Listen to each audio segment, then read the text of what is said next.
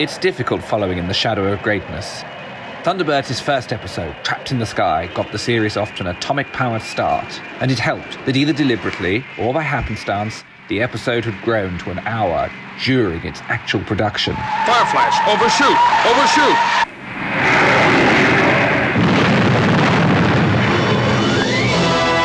Poor Pit of Peril, though, was a bona fide 25-minuter, and its isolated setting did not lend itself readily to another half an episode's worth of material. The episode, like all episodes, has its fans, until they remember they mean the crab logger, and not the Sidewinder. Gerry Anderson, though, not one with many episode-specific anecdotes, didn't appear to be among the episode's most enthusiastic supporters, and later described it as a pig, with weeks spent on it because they couldn't get the final edit right. However it turns out, thanks. And in this week's instalment, we'll see that Gerry's memory really didn't let him down, when we present for the first time in 60 years clips from a previously unseen cut of Pit of Peril, abandoned before broadcast. Pit of Peril lumbered onto the stages as Fireflash flew off in the autumn of 1964. Alan Patillo had overseen the pilot with the collaboration of both puppet units, and now Stage 2, headed by Mary Turner, peeled off to work with Desmond Saunders and David Elliott on their episodes. Des was up first, even suggesting the design of the Sidewinder, which due to its awkward method of walking, was also unpopular with the crew. Oh, the Sidewinder was great fun. If anybody would build a machine like that in real life, any machine walking on legs, well, we always felt was silly. You've got wheels, you've got caterpillars, you've got whatever, but plodding along, made of little tin cups, it was very, very silly. No wonder it fell down the pit of disaster, or whatever it was. It was supposed to be very hot, and one of the puppets was in like a asbestos suit, and they were trying to rescue somebody. They had all these old film cans smouldering with acrid rags, and the smell of that was making you cough to think about it. And it got in your eyes, it was really rancid, because they wanted this sort of smouldering smoke, they didn't want fiery smoke. All the smoke came straight up into our faces on the bridge.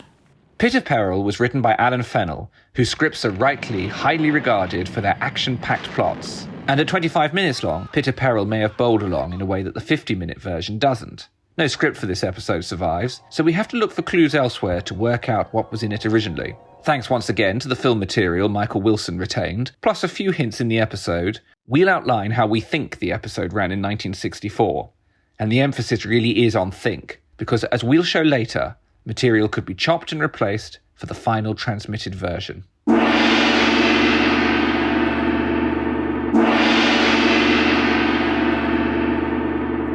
So, the story so far. New US Army vehicle, the Sidewinder, is out on trials in the jungle. On its return to base, the ground subsides and it falls into a pit.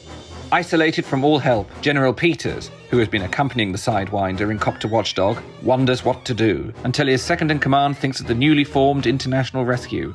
The call is put out for help, and wasting no time, Jeff Tracy dispatches Thunderbird 1, and then later 2 to the danger zone. While Thunderbird 2 is en route, with Brains accompanying, Scott sends the remote camera into the pit, and with the footage he captures, Brains is able to ascertain that the Sidewinder has fallen into an old military dump. If the topsoil can be cleared, then the Leviathan can be hauled out of the pit. Virgil is lowered into the pit, places the charges, and then on return to the surface, boards the lead recovery vehicle and leads it and the radio-controlled subsidiary out to the pit to begin the rescue. The Sidewinder is hauled to the surface, and it's another win for International Rescue.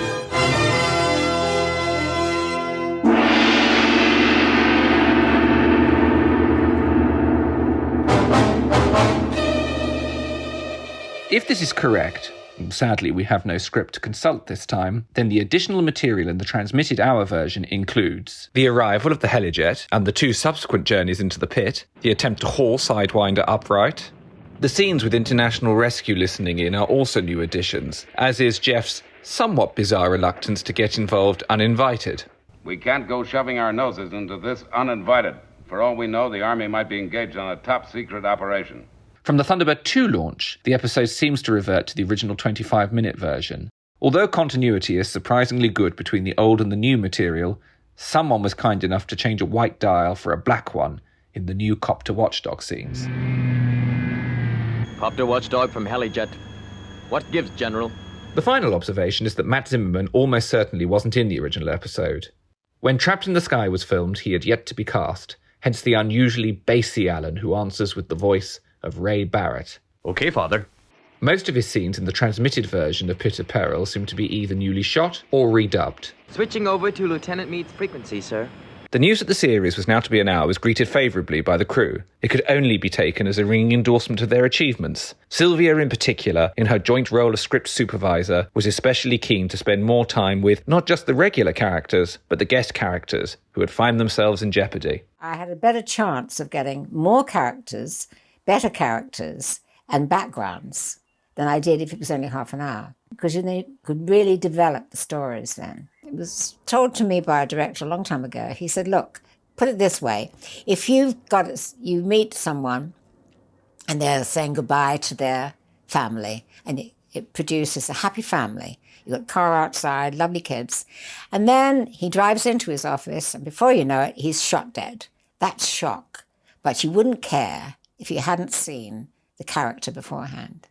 And that was always my contention, that fantastic special effects we had, and the fires and the fights, but you had to have the human side for it to work. So if you just saw people just getting into a plane, crashing, you didn't know them, you didn't know anything about them.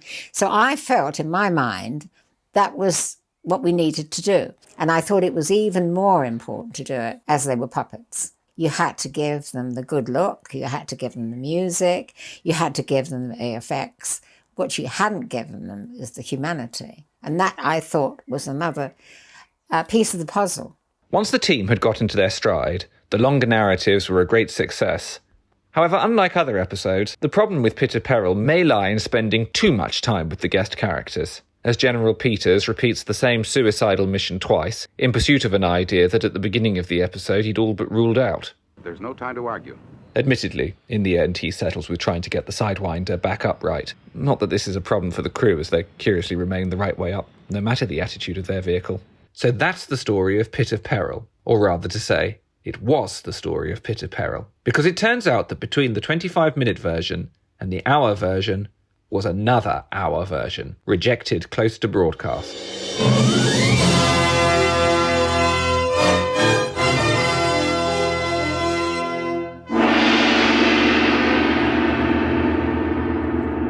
Until now, the only suggestion that the episode had been different lay in Barry Gray's musical timings, which reference, amongst other things, snatches of untransmitted dialogue. This version was fully scored, and the music was recorded on the 24th of April 1965. However, as Gray tended to only reference the moments he was scoring, how different the episode was unknown. Until now, that is. In our recent discovery of 22 cans from AP Films, we found 4 of the 5 reels of Pit of Peril from this abandoned version. Now, for the first time in 60 years, we can show you how Pit of Peril looked before the decision to do even further reshoots. This includes previously unseen footage from the original 25-minute episode, cut for the transmitted version. In reels 1 and 2 of the episode, effectively the first 20 minutes, plus the opening of reel 3, which is another 3 minutes or so, the action with the army plays out much as we know it. But in this version, International Rescue are completely absent. They don't turn up until halfway in the episode, which isn't a great look considering it's only their second week on the job. This was a problem that would later plague their first feature film outing, Thunderbirds Are Go. This time, however, clearly someone objected. This is how International Rescue were introduced in the transmitted version. Go ahead, John. I've just picked up some U.S. Army transmissions, Father. One of their new Sidewinders seems to have fallen into some kind of underground fire, and one of the officers has gone down to take a look. Okay, John, let's have a listen to him. Here, International Rescue overhear what's happening, but Jeff is reluctant to get involved in US military matters. So, instead, International Rescue continue to listen in. Now, let's look back to back to see how this played in the transmitted episode and then the original hour version. 100 feet down. I can't see a thing. Smoke is too thick.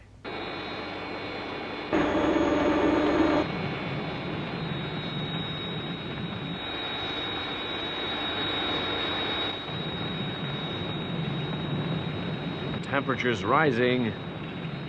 Let go more line. 100 feet down. I can't see a thing. Smoke is too thick. Temperature's rising. Let go more line. After listening in to two men being toasted in the transmitted episode, John Tracy finally receives a call for help from General Peters and radios back to base. Vital defense weapon. In immediate danger. Crew of 3 trapped.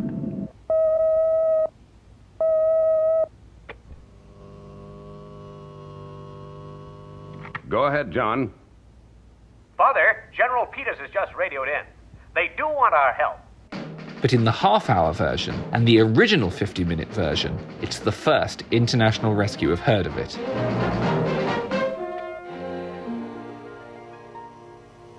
Go ahead, John. The U.S. Army is in trouble, Father. A new land troop carrier, the Sidewinder, has fallen into a crater. In the transmitted version, Scott is already in his silo and ready to go. It's action stations. Thunderbirds Are Go. FAB. Whereas in the original hour version, we then go back to General Peters, who is worrying about whether international rescue can do the job.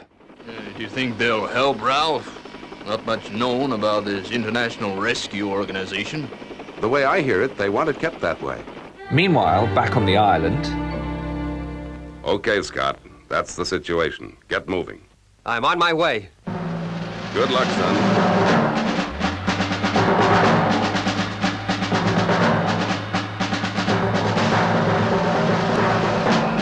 This features a completely different edit of the launch sequence to the transmitted version, including a couple of shots of Thunderbird 1 entering the silo previously unseen. And so, international rescue are off on another adventure, and Jeff is prepared to abandon his principles in only episode 2. Whereas later in Atlantic Inferno, he is very clear about what international rescue is for. International rescue is not just a lot of machinery for putting out fires. It's a serious business. Here, the endangered crew don't even get a mention. It can revolutionize the whole striking power of the Army. There's only one prototype. If we can't save it, the project may be scrapped. Well, we'll have a darn good try. After Thunderbird 1 has entered horizontal flight, the episode carries on as we know it, with the only original 1964 Tracy Lounge scene, from the 25-minute version, being when Scott radios in. Go ahead, Scott. The portraits are still cut out in this shot, so it may be that they were still using the later abandoned cutout technique we showed you from a recently discovered print of Trapped in the Sky. So when did these changes take place? Well, seemingly very late in the day. Of the 2 cans we recovered, Reels 1 and 2 are an answer print, a test copy from May 1965, only 2 weeks after Barry Gray recorded the music. As explained in our first film, an answer print is the first completed and dubbed edit of an episode, where the team could judge final post-production matters such as grading and confirming that the lab had cut the negative correctly. Or incorrectly, such as here in Atlantic Inferno, where a shot has been missed in the assembly of the negative. I sent the boys to bed. You never know when something might break. Okay, Scott, but get some rest. And take it easy. So long. Good night, Dad. But Reels 3 and 4 of this alternative Pit of Peril are a final print. Not just a final print, but according to the label, copy 2 of the final print. That means the episode was finished. It has music, sound effects, main title caption, and despite that, it was decided near to transmission that international rescue needed to get involved sooner. And so Reels 1 to 3 were recut, scenes were dropped, music was replaced, and the show was redubbed, meaning even more parts of the original 25-minute version were permanently deleted. So who asked for these changes? Well, it's possible that APF decided themselves to do a remount. However, the fact that they produced a final print of the episode indicates that they had decided to sign off on it. So the next stop would have been ITC for approval. Amongst our discoveries, we have 2 reels from The Uninvited, which are still labelled for the attention of David Withers at ITC. Withers would later be present at Gerry and Sylvia's home the night they decided to separate, but that's another story. This time, his job was to act as a conduit between APF and ITC, which included ITC America. Now, Gerry recalled that despite his worries about the episode, Abe Mandel from ITC America enthused about it. Stupendous! And that could be true. But which version did he see? Our version 1 or version 2? because it seems likely that the change was demanded by ITC. Since last week, we've discovered another episode that was also changed after being signed off by Gerry Anderson, a version of Desperate Intruder, which shows that all of Brains' dialogue was redubbed for the transmitted version, seemingly to reduce his stutter. Glad to meet you at last, old boy. I'm sure glad to meet you too, old boy. May I introduce you to my assistant, Miss Tintin Kirano? Oh, glad to meet you too, old boy. May I introduce you to my assistant, Miss Tintin Kirano? Incidentally, yes, that is one of the Sidewinder's legs. Ultimately, we don't know who wanted the change, whether it was ITC, APF, or group consensus. But on the evidence, it would seem it was ITC. That is, until new evidence turns up to contradict us. Also, it's a shame that someone didn't get APF to fix the continuity error, where the Helijet leaves twice. So when precisely did this change take place? We know that the negative would have last been altered in mid-September 1965, just 2 weeks before transmission, because Pit of Peril is the first episode to feature the mole in the closing titles. And thanks to this bit of film, we know this board was shot on the 6th of September 1965. The opening and closing titles have clearly been another point of anxiety for AP Films. The opening titles had been shot in 1964, possibly around when Pit of Peril was in production, but before Sunprobe, as Brains is pictured in the TB2 lab from Pit of Peril, but Thunderbird 3 is inexplicably seen against sky rather than space. We don't know the reason for this, but it could be something as mundane as simply not having a rolling space backing painted and the need to get on with it. Time is after all money in film. And whilst we're on the subject of the titles, if we zoom the image out and see the full frame, then we get to see how tatty the artwork was all around the edges. Gray recorded his title themes for the opening and closing credits on December the 8th, 1964, having first viewed the sequence and made notes. And if you want to know how much the titles owe to him, this is what he saw.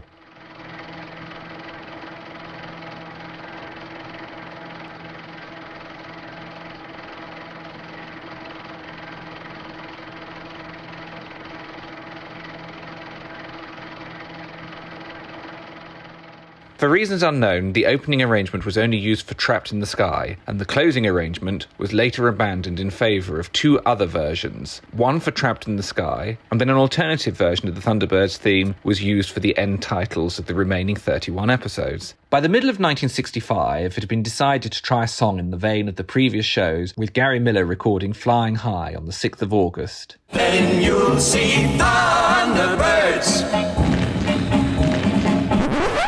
It doesn't seem it was considered for Trapped in the Sky because, as the first episode, it had to be sent out much earlier. The show began in England on the 30th September 1965, but in Holland on September the 15th, and would naturally need to be dubbed.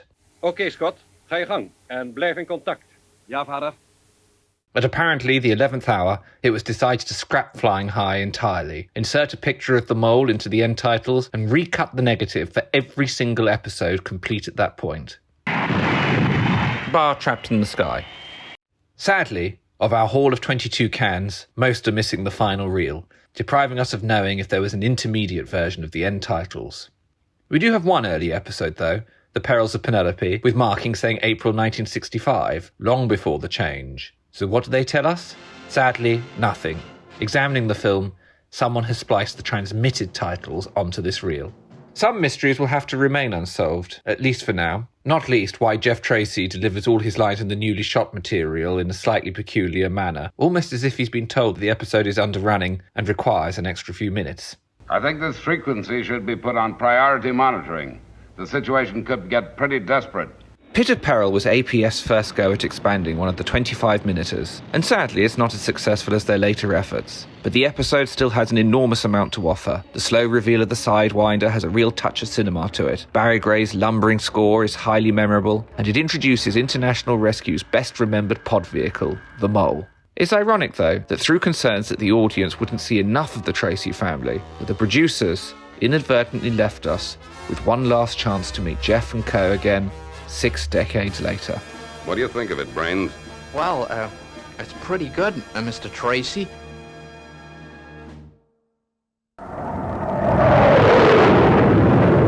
Next time, join us as we look at The Perils of Penelope and Terror in New York City, and how AP Films got to grips in 1965 with reworking their production to produce an hour-long series.